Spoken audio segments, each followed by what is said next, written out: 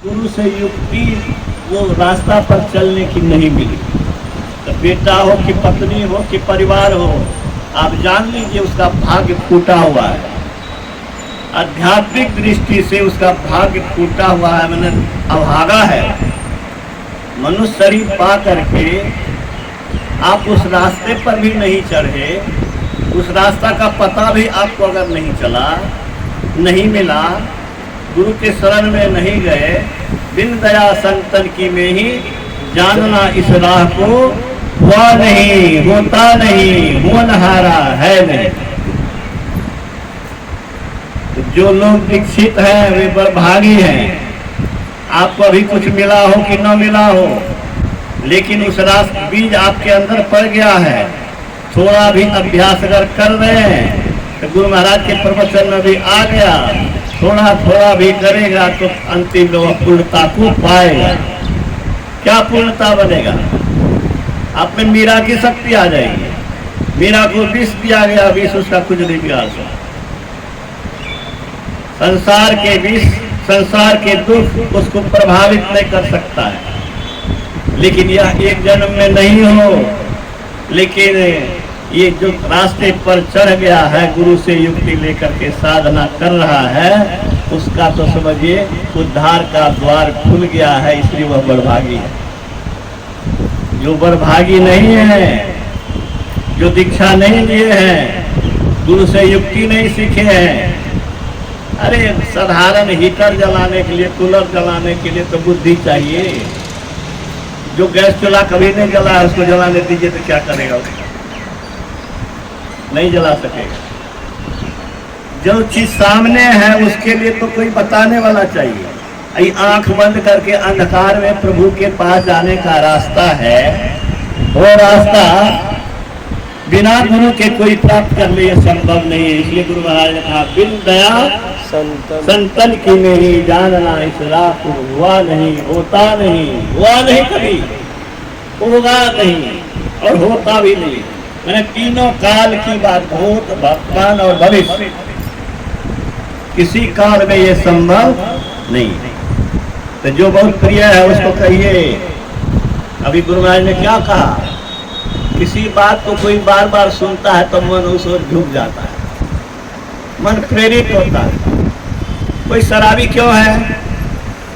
शराबी के संग में रहा है, शराब की विशेषता सुना है, शराब का चस्का लग गया।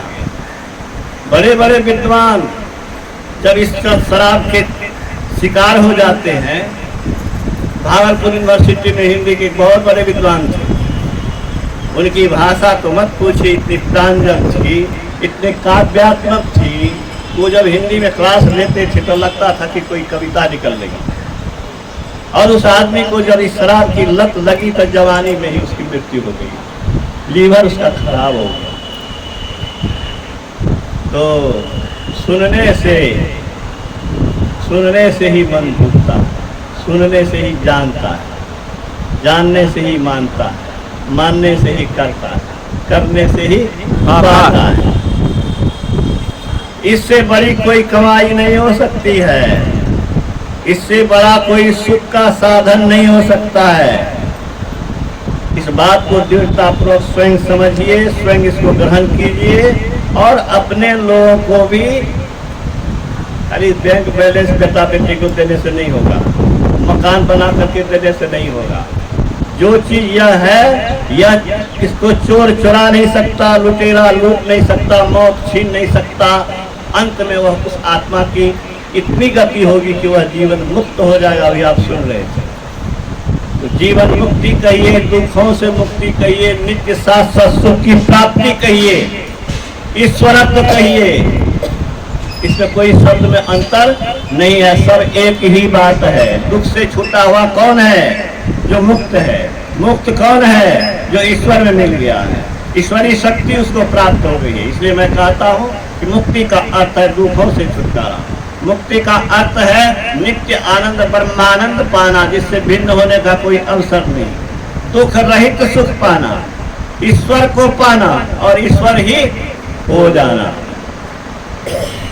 संत भगवंत अंतर निरंतर नहीं मति विमल कह दास तुलसी।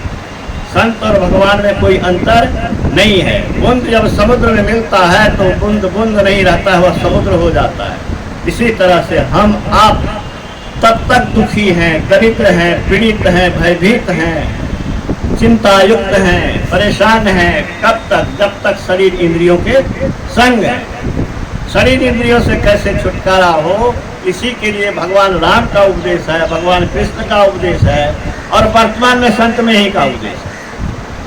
और इसके पहले भी बहुत से ऋषिगण हुए, संतगण हुए।